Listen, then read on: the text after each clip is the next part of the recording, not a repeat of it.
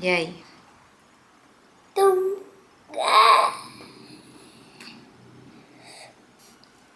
Nós estamos fazendo o trabalho do Gakô. O Enzo está fazendo uma pena, né, filho? É, mamãe. Para o dia do...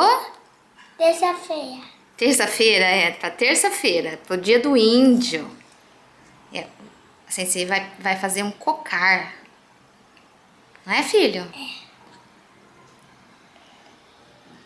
O Enzo já pintou a pena. Agora ele está colando.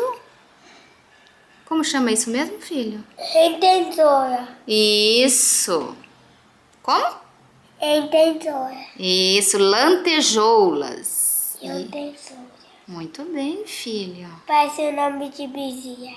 Parece o nome do quê? De Bizia. Do quê, amor? De Bizia. Não entendi. De Bizia. Filho, olha aqui. O que é Parece o nome de Bizia. O que é bizia? Bizia é uma bolinha pequenininha que corre no pintar, na cor. Mãe, ponto. Espera.